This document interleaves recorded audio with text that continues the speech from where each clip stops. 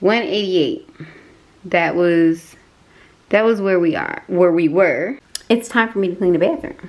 Okay, I've gained a few pounds. I was running like 183, 184. Maybe it's because I had the camera in my hand and I am fully dressed. I don't know. But I was weighing at like 183, 184 for the majority of this week. Let's talk more work. Let's give the injection. For those of you who are new here, I am on Mounjaro 10. I do not show my belly on the internet, and I don't show my belly on the internet because it's not cute. If it was cute, maybe we would be having a different story. I unlocked my pen.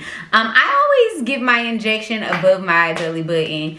I don't know why. It's just where I do it. So 1, 2, 3.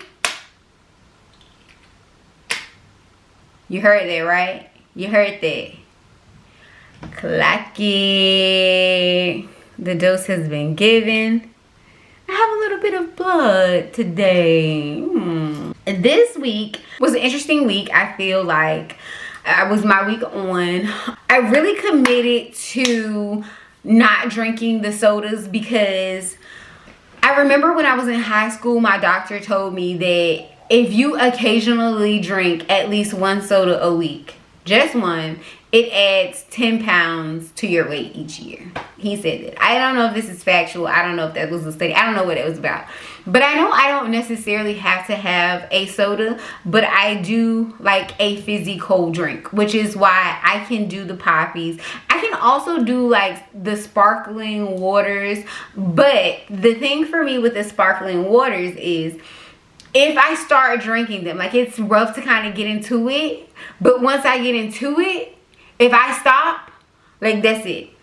So I don't know. So I got my poppies. I was really on top of my poppy this week. I feel like my eating wasn't bad. I tried to make sure that, you know, I had a lot of protein, that my diet was very protein heavy. So I know like one day I went to Jersey Mike's, or actually I got it delivered really, and I got the chicken Philly without the bread, and that was delicious. I will say not too many burps this week. Very nauseous this week. My stomach was upset last night. It was like cramping and hurting. One day at work, I was nauseous like all day. But it's still not comparable to how things were for me on Ozempic, where I was just nauseous all the time and I felt like it was like morning sickness all over again. So that was the basis of the week. I did not work out this week. It was my week. I was gonna say it was my week on, so of course I don't work out on my week on, but I do typically try to do walk away the pounds or lift some weights. I have a 10-pound weight at work, so I try to do that and squat and things like that. I didn't do any of that this week for no real good reason why I didn't do it. So I'm gonna try to be better next week. My Oura ring, I didn't realize it takes some time for it to kind of cycle through and get your baseline. So far, I'm loving it. I love that it tells me about my sleep. I was spazzing out one day at work, like crashing out in the worst way.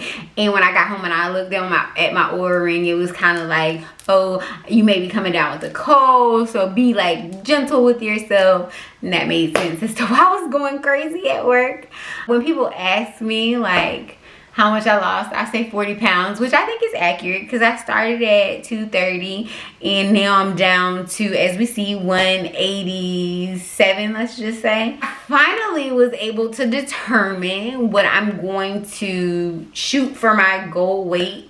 And I feel like when you've been fat for so long and you have struggled with losing weight, and it's like you can't lose 5 pounds, like you can't lose 10 pounds, like you struggle to lose 5 to 10 pounds, so you can't even fathom losing 20 or 30 or 40 pounds. So then trying to come up with a goal weight is hard because you have this mindset of like, I can't lose weight, or it's so difficult for me to lose weight.